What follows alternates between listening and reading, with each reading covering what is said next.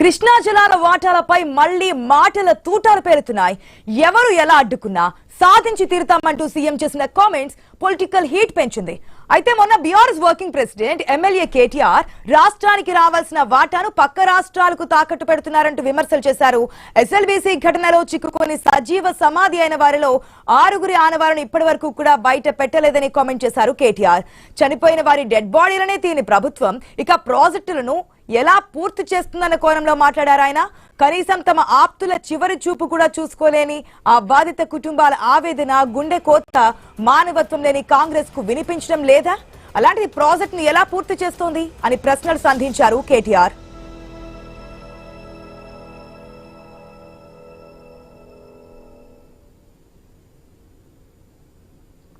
అయితే ఈ కామెంట్స్ దృష్టిలో పెట్టుకున్నటువంటి సీఎం రేవంత్ రెడ్డి ఇవాళ ప్రజాపాలన దినోత్సవంలో సెటైర్లు వేశారు.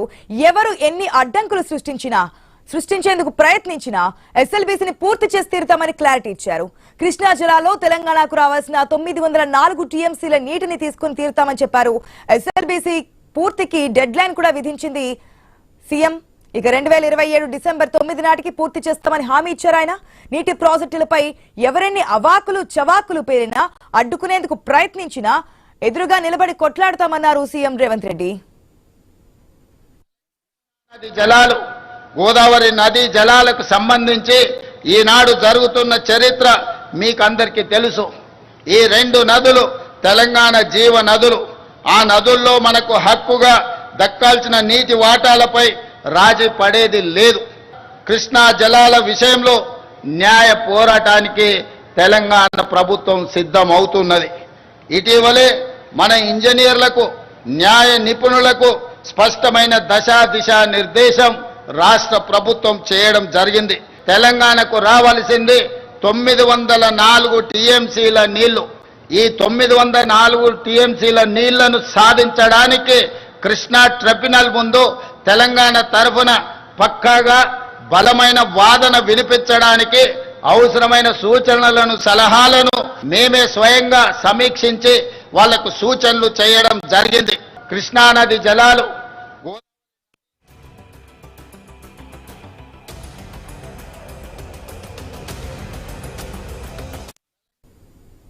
అయితే గత కొద్ది రోజులుగా కృష్ణా గోదావరి జలాల విషయంలో అధికార ప్రతిపక్షాల మధ్య సెటర్లు పేరుతున్నాయి. తెలంగాణలో అధికారంలో ఉన్న కాంగ్రెస్ ప్రభుత్వం నదీ జలాలను పక్క రాష్ట్రాలకు దారాదత్తం చేస్తుందంటూ బీఆర్ఎస్ విమర్శలు చేస్తోంది. ఇలా ఒకరిపై ఒకరు ఆరోపణలు ప్రత్యారోపణలు చేసుకుంటూ పొలిటికల్ గా యాక్టివ్ అవుతున్నారు. కాంగ్రెస్ ప్రభుత్వం అన్నట్లుగా ఈ 2 ఏళ్ల కాలంలో ఎస్ఎల్బీసీ పూర్తవుతుందే, మిగిలి ఉన్న టన్నెల్ తవ్వకాలు క్లిష్టమైన పని అని కాంట్రాక్ట్ సంస్థలు మొరపెట్టుకుంటున్నాయి. భూగర్భంలో తవ్వకాలకు అనుకూలమైన పరిస్థితులు లేవంటూ చేతులెత్తేస్తున్నాయి. క్షేత్రస్థాయిలో పరిస్థితులు అలా ఉంటే సీఎం రేవంత్ ఏ ధైర్యంతో టైం బాండ్ పెట్టారు? ఎస్ఎల్బీసీని పూర్తి చేసి కృష్ణా జలాల్లో రాష్ట్ర వాటాను పంచుకుంటారా? బీఆర్ఎస్ కు చెక్ పెట్టేందుకే రేవంత్ కామెంట్ చేశారా? ఇలా సాగుతున్న వాదోపవాదాలు కాంగ్రెస్ బీఆర్ఎస్ మధ్య మళ్లీ కృష్ణా జలాల హీట్ రాజుకుందా? ఎప్పుడూ ఏదో ఒక కామెంట్ మనకి తెలంగాణ రాజకీయాల్లో కనిపిస్తుంటుంది. ఇప్పుడు ఎస్ఎల్బీసీ టన్నెల్ కి సంబంధించి, ఈ కృష్ణా నదీ జలాల వాటాకు సంబంధించి హాట్ టాపిక్స్ అయితే నడుస్తున్నటువంటి సిచ్యువేషన్. మరి ఎవరి వాదన ఏ విధంగా ఉందనేది స్పెషల్ డ్రైవ్ మా ఇన్పుటేటర్ శ్రీకాంత్ అందిస్తారు. Srikanth, over to you. Good afternoon. So తెలంగాణలో ఈరోజు 3 రకాలు. ఒకటి తెలంగాణ విమోచన దినం, ఒకటి తెలంగాణ విలీన దినం, ఒకటి జాతీయ సమైక్యత దినం అంటారు, ఒకటి తెలంగాణ విద్రోహ దినం అంటారు. ఒక్కొక్క పార్టీ ఒక్కొక్క రకంగా చేసుకున్నా కానీ సో ఈరోజు సెప్టెంబర్ 17 తెలంగాణకు నిజాం నుండి విముక్తి కలిగినటువంటి రోజు, భారతదేశంలో కలిసినటువంటి రోజు. సో తెలంగాణకు స్వాతంత్రం అంటే హైదరాబాద్ సంస్థానానికి స్వాతంత్రం రావడానికి 1 సంవత్సర కాలం పట్టింది. సెప్టెంబర్ 13 నుంచి మొదలు పెడితే ఆ రోజు సెప్టెంబర్ 17కు నిజాం తలొగ్గడం జరిగింది. ఆ తర్వాత హైదరాబాద్ సంస్థానాన్ని, అంటే దీంట్లో కొంత కర్ణాటక, కొంత మహారాష్ట్ర భాగం కూడా ఉంటుంది హైదరాబాద్ సంస్థానం. ఇది పూర్తిగా తెలంగాణలో భాగం అన్నట్టు తెలంగాణ.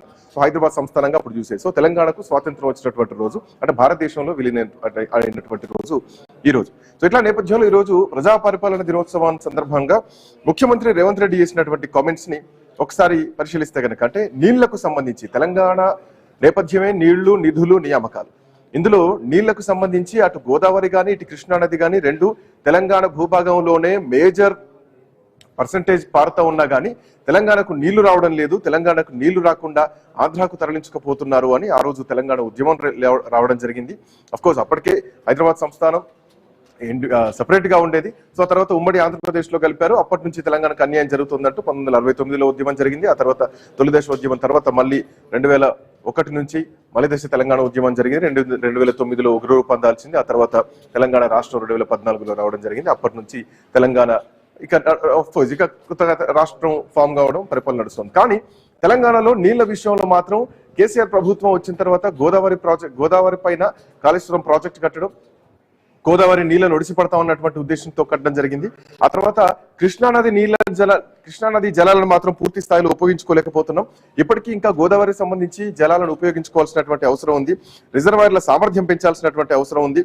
మోరోవర్ అటు అంటే మహారాష్ట్రలో పుట్టి కర్ణాటకతో పాటు ఇటు మహారాష్ట్రతో పాటు తెలంగాణ ఉమ్మడి అంటే ఆంధ్రప్రదేశ్, అప్పుడు ఉమ్మడి ఆంధ్రప్రదేశ్, ఇప్పుడు ఆంధ్రప్రదేశ్. సో ఎవరి వాటాలు వాళ్ళు పంచుకుంటున్నటువంటి పరిస్థితి. కర్ణాటకలో 700 టీఎంసీల కేటాయింపు బ్రిజేష్ కుమార్ ట్రిబ్యునల్ కేటాయించడం జరిగింది. ఆ తర్వాత మహారాష్ట్రకు 560 టీఎంసీలు, ఆ తర్వాత ఉమ్మడి ఆంధ్రప్రదేశ్ లో 811 టీఎంసీలు ఉమ్మడి ఆంధ్రప్రదేశ్ గా ఉన్నప్పుడు ఉంటే గనక తెలంగాణ విషయానికి వస్తే అంటే తెలంగాణలోనే 69% ఇది పరివాహక ప్రాంతం ఉంటుంది కృష్ణానది.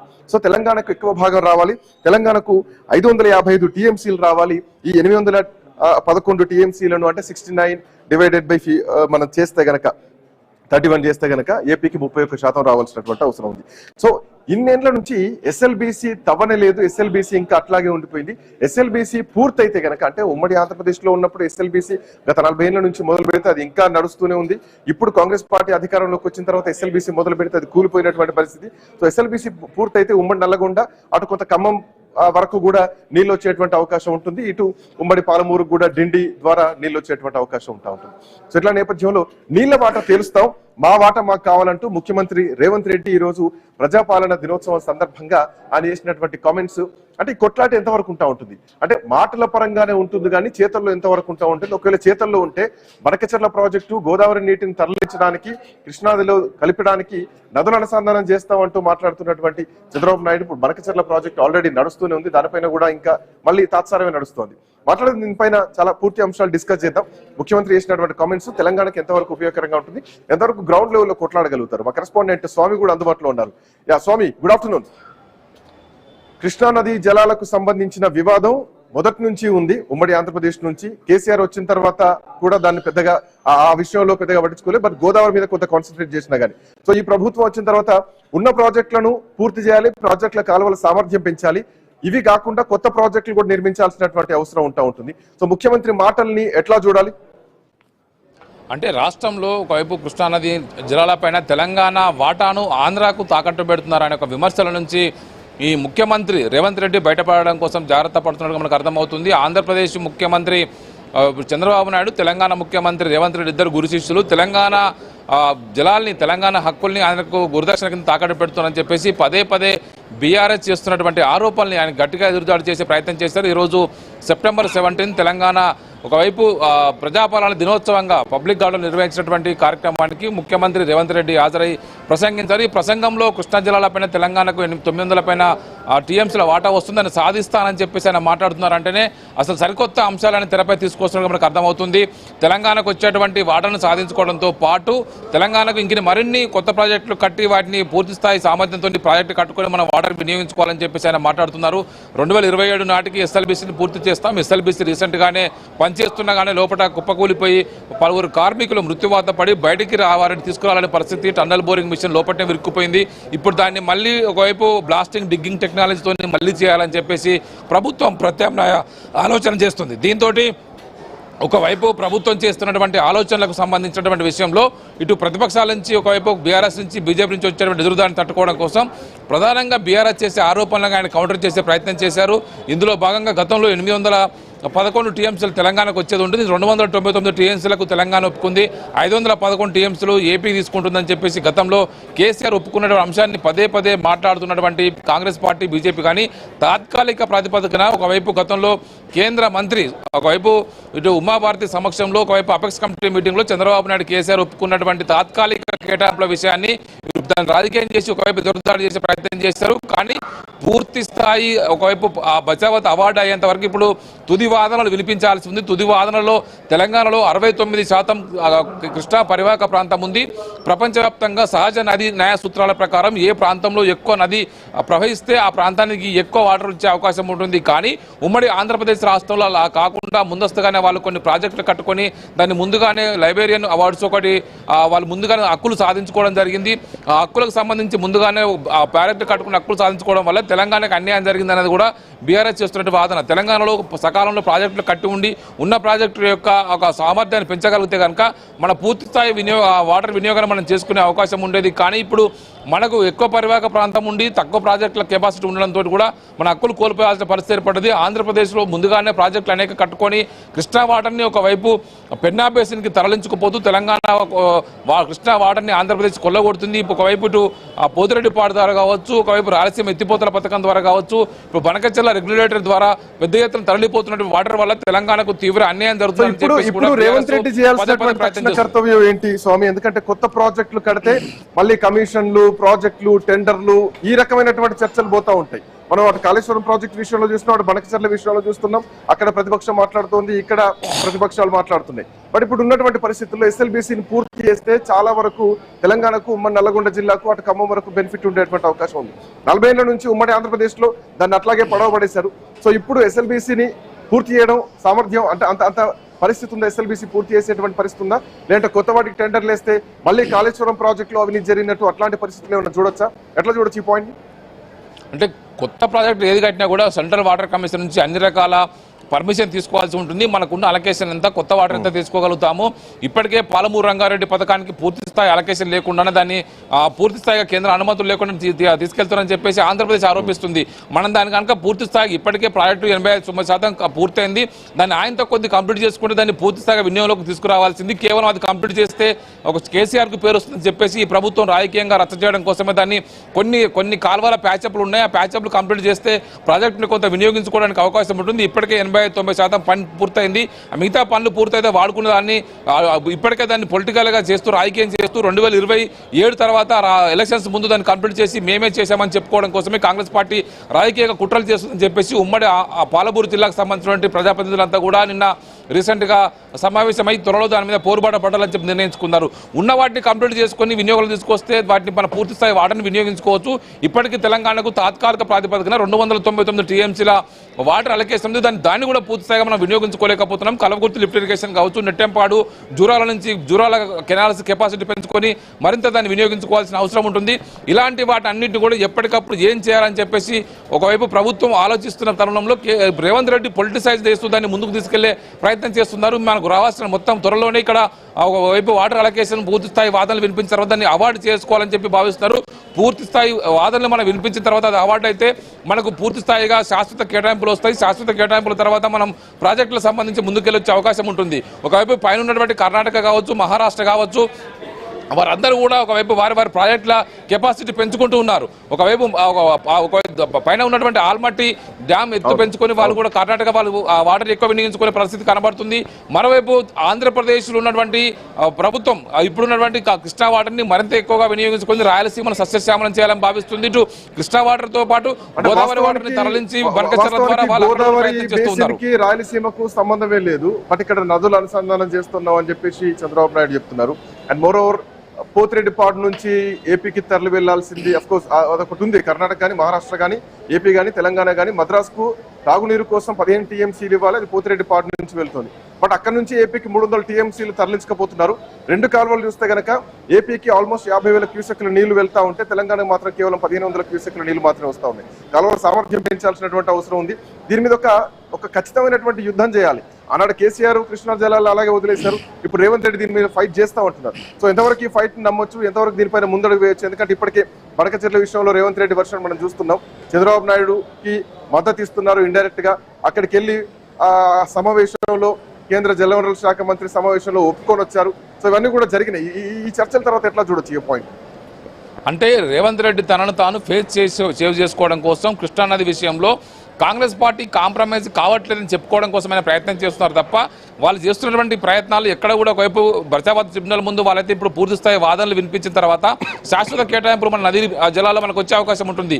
ఆ విషయంలో ఖచ్చితమైనటువంటి పూర్తి స్థాయి ఆధారాలతో రాష్ట్ర ప్రభుత్వం బలమైన వాదనలు వినిపించాలని చెప్పేసి ఒకవైపు కోరుతూ ఉన్నారు. దీనికి తోడు మన తెలంగాణకు రావాల్సినటువంటి పూర్తి స్థాయి వాటను సాధించుకోవాలి. ఆంధ్రప్రదేశ్కు ఉన్నటువంటి ఒకవైపు నైసర్గిక స్వరూపంగా వాళ్ళకు ఉన్నటువంటి గ్రావిటీ ద్వారానే వాటర్ వాళ్ళకి వెళ్ళిపోయే అవకాశం ఉంటుంది. తెలంగాణలో కృష్ణా నుంచి ఏ వాటర్ తీసుకోవాలన్నా ఖచ్చితంగా లిఫ్ట్ చేయాల్సిన పరిస్థితి, గోదావరి నుంచి కూడా అదే పరిస్థితి, కృష్ణా నుంచి అదే పరిస్థితి. ఖచ్చితంగా రాష్ట్ర ప్రభుత్వం ఇప్పటికే తలపెట్టినటువంటి ప్రాజెక్టును కంప్లీట్ చేసుకోవడంతో పాటు కొత్త ప్రాజెక్టులకు సంబంధించి మీరు అన్నట్టు ఎస్ఎల్బీసీని కంప్లీట్ చేసుకుంటే ఉమ్మడి నల్గొండ జిల్లాకు కొన్ని మహబూబ్నగర్లో కొన్ని చోట్ల వినియోగించుకోవడానికి అవకాశం ఏర్పడుతుంది. దానికి సంబంధించి డెడ్ స్టోరేజ్ నుంచి కూడా మనం వాటర్ తీసుకోవడానికి ఎస్ఎల్బీసీ నుంచి అవకాశం ఉంటుంది. కానీ ఆంధ్రప్రదేశ్కు ఉన్నటువంటి వెసులుబాటు కారణంగా వాళ్ళు ఇప్పటికే పోతిరెడ్డిపాడు బనకచెర్ల రెగ్యులేటర్ ద్వారా కృష్ణానది నుంచి ఒకవైపు 80,000 క్యూసెక్ల నీరు ఒక్కో రోజు తీసుకెళ్లేటువంటి వెసులుబాటు వాళ్ళు ప్రయత్నం చేసుకుంటారు. దానికి తోడు మరోవైపు రాయలసీమ లిఫ్ట్ ఇరిగేషన్ ని తలపెట్టి పనిచేస్తూ ఉన్నారు. ముచ్చుమర్రి కావచ్చు, మిగతా వాటిని కూడా వాళ్ళు వేగవంతంగా పనులు చేసుకొని ముందుకు వెళ్లే ప్రయత్నం చేస్తున్నారు. కృష్ణానదిని మొత్తం యావత్ నదిని తరలించుకోవడం కోసం ఆంధ్రప్రదేశ్ ప్రయత్నం చేస్తుంది. వారికి లేని హక్కుల్ని ఒకవైపు వారికి పెన్నా బేసిన్లోకి తీసుకెళ్లే వాటర్ అంతా కూడా కృష్ణానదికి వాళ్ళంతా కూడా వారు మా రాష్ట్రం మేము వాడుకుంటున్నామని చెప్తూనే మొత్తం వాటర్ని వాళ్ళంతా కూడా కొల్లగొట్టే ప్రయత్నం చేస్తున్నారనేది కూడా మొదటి నుంచి కూడా కృష్ణానది విషయంలో తెలంగాణ ఉద్యమకాలం నుంచి కూడా ఇదే వాదన తెరపైకి వచ్చింది. పోతిరెడ్డిపాడు అనేది కూడా కృష్ణానదిలో మిగులు జలాలను మాత్రమే వినియోగించుకోవాల్సి ఉన్నప్పుడు కూడా మిగులు జలాలను కాకుండా కేవలం వాళ్ళు వరద జలాలు వచ్చిన ప్రతిసారి కూడా మా జలాలు మేము తీసుకుంటామన్న కోలంతో ప్రతిసారి కూడా వారు పెద్ద ఎత్తున కూడా వాటర్ని తరలించుకుపోయి పూర్తి స్థాయిగా అక్కడి నుంచి ఒకవైపు పెద్ద ఎత్తున కూడా అటు రాయలసీమలో ఉన్నటువంటి పెన్నా బేసిన్ అందరూ కూడా వాటర్ని తరలించుకుపోతున్నారు. తెలంగాణలో తనకు ఉన్నటువంటి నైసర్గిక స్వరూపంలో తెలంగాణకు కేవలం లిఫ్ట్ ఇరిగేషన్ మాత్రమే తెలంగాణకు ఇప్పుడు ఉన్న పరిస్థితులు వినియోగించడానికి అవకాశం ఉంటుంది. ఇప్పుడు కలకుర్తి ఎత్తిపోతలు కావచ్చు, నెట్టెంపాడు కావచ్చు, మిగతా ఎత్తిపోతల పథకాలకు సంబంధించినటువంటి విషయంలో ఎవరు కూడా వారి సంబంధించినటువంటి విషయంలో సరిగా వివరించలేకపోతున్నారు ప్రభుత్వాలు. వాటిని పూర్తి సకాలంలో ప్రాజెక్టు కంప్లీట్ చేస్తే కనుక వాటిని వినియోగించుకుంటే కనుక తెలంగాణ ఇప్పటికే సస్యశ్యామలమయ్యేది. అందుకోసం ఈ ప్రభుత్వాలు చేసిన పనిని ఒకవైపు చిత్తశుద్ధితో చేయట్లేదనే ఒక విమర్శ అయితే లేకపోలేదు. శ్రీకాంత్, థ్యాంక్ యూ స్వామి, థ్యాంక్స్ ఫర్ జాయినింగ్. మొత్తానికి కృష్ణా జలాల్లో ఎవరి వాటా ఎంత అంటే మొదటి నుంచి తెలంగాణకు మోసం జరుగుతోంది, సో తెలంగాణకు అన్యాయం జరుగుతోంది అన్నటువంటి ఉద్దేశంతో ఉద్యమం వస్తే ఆ తర్వాత కూడా తెలంగాణ విషయంలో కృష్ణానది జలాల వినియోగంలో మాత్రం తెలంగాణకు అన్యాయమే జరుగుతోంది. కర్ణాటకకు 700 టీఎంసీలు ఉంటే మహారాష్ట్ర 560 టీఎంసీలు వాడుకుంటే ఉమ్మడి ఆంధ్రప్రదేశ్కు 811 టీఎంసీలు కేటాయిస్తే బ్రిజేష్ కుమార్ ట్రిబ్యునల్ తెలంగాణకు 550 టీఎంసీలో కేవలం 299 టీఎంసీలకు మాత్రమే సంతకాలు చేస్తే ఈరోజు తెలంగాణలో పెండింగ్ లో ఉన్నటువంటి ప్రాజెక్టులు ఇంతవరకు పూర్తి చేయలేదు. ఎస్ఎల్బీసీ మొదలు పెడితే చాలా అంటే కేసీఆర్ ప్రభుత్వంలో ఎస్ఎల్బీసీ మొదలు పెట్టడానికి కూడా భయపడేటువంటి పరిస్థితి. అట్లా నేపథ్యంలో కాంగ్రెస్ పార్టీ ప్రభుత్వం ఏర్పడిన తర్వాత ఎస్ఎల్బీసీని మొదలు పెట్టి ఆ మధ్యలోనే ఆపేయడం జరిగింది. ఇప్పటికీ దాంట్లో ఉన్నటువంటి డెడ్ బాడీలు ఇంకా దాంట్లోనే ఉండిపోయినాయి. అది ఇంకా క్వశ్చన్ మార్క్ గానే ఉంది. బట్ ఆ ప్రాజెక్ట్ మాత్రం ఖచ్చితంగా 2027 కల్లా పూర్తి చేస్తాం, December 9 కల్లా అంటూ ముఖ్యమంత్రి రేవంత్ రెడ్డి చెప్తున్నారు. బట్ ఈ లోపే వెంకయ్యనాయుడు గారు మనతో పాటు, బట్ ఈ లోపే బనకచెర్ల ప్రాజెక్ట్ అక్కడ నడుస్తోంది. గోదావరి జలాలని కృష్ణాకు తరలిస్తున్నారు. ఇటు ఇప్పటికే కృష్ణా జలాల విషయంలో తెలంగాణకు భారీ అన్యాయం జరుగుతోంది. పోతిరెడ్డిపాడు నుంచి ఆంధ్రప్రదేశ్ నీళ్లు భారీగా తరలించకపోతుంది, ఆల్మోస్ట్ 300 టీఎంసీల వరకు. ఉన్న ప్రాజెక్టులను ఫస్ట్ వీటిని సామర్థ్యం పెంచాలి, ఉన్న ప్రాజెక్టుల నిర్మాణం జరగాలి. సో ఈ లోపు కృష్ణానది జలాలకు సంబంధించి ఒక ఉద్యమ బాట పట్టాల్సినటువంటి అవసరం ఉంది. వెంకటనాయక్ గారు ఏం చెప్తున్నారు? శ్రీకాంత్ గారు నమస్కారం. మీరు ఇంట్రడక్షన్ లో ఒక మాట చెప్పారు, నీళ్లు నిధులు నియామకాల కోసం తెలంగాణ కొట్లాడి సాధించుకున్నారని చెప్పి. అయితే ఆ నీళ్లను సాధించడంలో, ఆ నీళ్లను ఒడిసి పట్టుకోవడంలో గత 10 సంవత్సరాల బీఆర్ఎస్ ప్రభుత్వం ఫెయిల్ అయింది సార్. అందుకు కారణంగానే ఈరోజు బనకచెర్ల ద్వారా ఇప్పుడు వరద నీళ్లు కిందికి పోతున్నాయి, మేము వాడుకుంటున్నాం అంటే దాని అర్థం ఏంటి సార్? పైన మనం వాడుకున్నట్లు పైన మనం వాడుకోవట్లేదు కదా. సో అందుకోసమే కదా ఈరోజు ఈ పరిస్థితి వచ్చింది. సో దీన్ని ఎట్లా ఓవర్కమ్ చేయాలనేది చాలా ఇంపార్టెంట్ అంశం సార్. మీరు ఒక మాట అన్నారు, ఏమన్నారంటే తెలంగాణలో కృష్ణానది జలాలని ఏది మన ఎస్ఎల్బీసీ ప్రాజెక్ట్ ఏదైతే ఉందో ఆ ప్రాజెక్ట్ ని వాళ్ళు ఏంటంటే వాళ్ళు దాన్ని ఇంకా స్టార్ట్ చేయలేదన్నారు. నిజంగా చెప్పాలంటే సార్ 2013 ఎండింగ్ లో ఆగిపోయిన ప్రాజెక్ట్ సార్ అది ఎస్ఎల్బీసీ అనేది. ఆ టన్నల్ అటు నుంచి కొంచెం దవ్వుకు రావడం, ఇటు నుంచి కొంచెం దవ్వుకు రావడం 2013లో ఆగిపోతే ఇప్పటి వరకు ఏది ఈ ప్రభుత్వం వచ్చిన తర్వాత మాత్రమే మళ్ళీ దాంట్లో 10 సంవత్సరాల జోలికి పోలే. సో టార్గెట్ పెట్టుకున్నాండి సార్. ఒక వాట మీరు ప్రధానంగా అర్థం చేసుకోవాల్సిన అవసరం ఉంది. ఏది నాగార్జున సాగర్ జలాలు ఏదైతే ఉందో కుడి కాలువ ద్వారా మనకి ఎడమ కాలువ ద్వారా మన తెలంగాణకు వచ్చేది ఖమ్మం జిల్లా, నల్గొండ జిల్లా, ఆ ప్రాంతాలకు వచ్చే కాలువ ఏదైతే ఉందో ఆ కాలువ ద్వారా వచ్చే నీళ్లు మనకి ఇక ఎండింగ్ సార్. ఇక తర్వాత మనకు నీళ్లు రావు. ఇక కిందికి పోయే నీళ్ళన్నీ ఆంధ్రాకు పోయే నీళ్ళే. అదే మనకి ఎండింగ్. పైన ఉన్న ఏదైతే శ్రీశైలం జలాశయంలో కేవలం విద్యుత్ వినియోగానికి తప్ప మన ఏది తాగునీటి సాగునీటి అవసరాల కోసం మనం వాడుకుంటలేము. వాడుకోవడానికి ఏర్పాటు చేసిన ఏకైక అంశం ఎస్ఆర్బిసి. దానికంటే పైన పాలమూరు రంగారెడ్డి పేరుతో లిఫ్ట్ ఇరిగేషన్ అని చెప్పి, వట్టెం ప్రాజెక్ట్ అని చెప్పి, దిండి కొత్త నీళ్లు తీసుకురావాలని చెప్పి వాళ్ళు అనుకున్నారు. పాలమూరు రంగారెడ్డి ప్రాజెక్టు ద్వారా కనీసం ఒక చెంబెడి నీళ్లను కూడా తెలంగాణ రాష్ట్రానికి ఇవ్వలేని పరిస్థితి, దౌర్భాగ్య స్థితి ఆ రోజు బీఆర్ఎస్ పార్టీ ఉంటే, ఎస్ఎల్బిసి కనీసం ఆ టన్నెల్ ఒక 10 కిలోమీటర్ల టన్నెల్ పూర్తి చేసినా కూడా ఈ రోజు నల్గొండ ప్రాంతంలో ఏదైతే మన ఫ్లోరైడ్ బాధితులు ఉందో, ఎందుకంటే ఖమ్మం జిల్లా వాసిగా చెప్తున్నా, నల్గొండలో ఫ్లోరైడ్ బాధ ఎంత ఉంటుందో నాకు తెలుసు కాబట్టి చెప్తున్నా.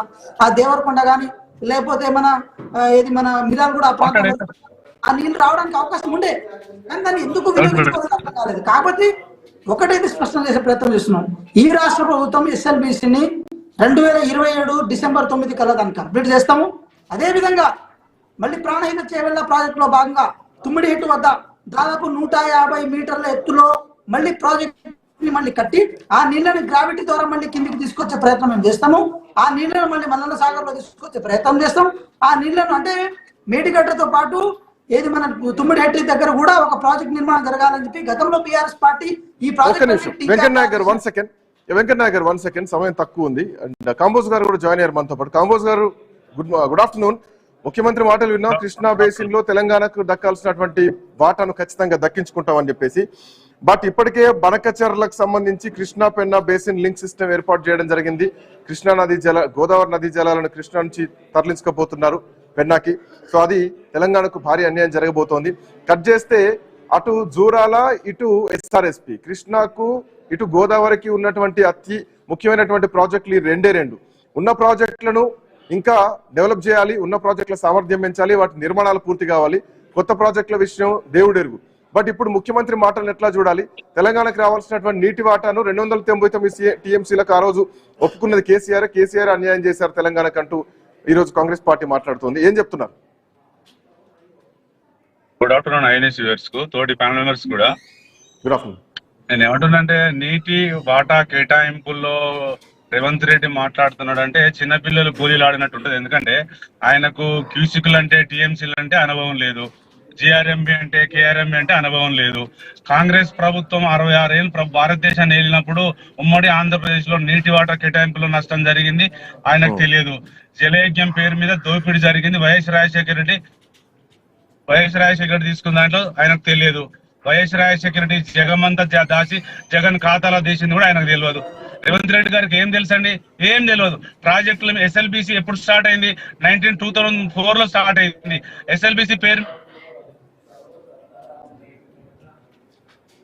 ఎస్ఎల్బిసి సొరంగ మార్గం ద్వారా జనాలకు నష్టం జరుగుతుంది, అది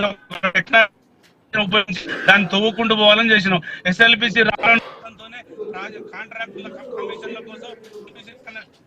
పక్కన పెట్టింది బీఆర్ఎస్ పార్టీ అని చెప్తే పక్కన పెట్టిన మాట వాస్తవమే, కానీ అక్కడ నష్టం జరుగుతుంది అనుకున్నాం. నష్టం జరిగినప్పుడు ఏం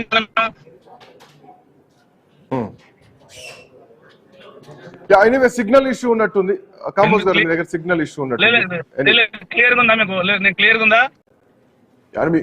క్లియర్ లేదు actually. Okay, will come back to మళ్ళీ మీ దగ్గరకు వస్తా ఇదే చర్చ పైన.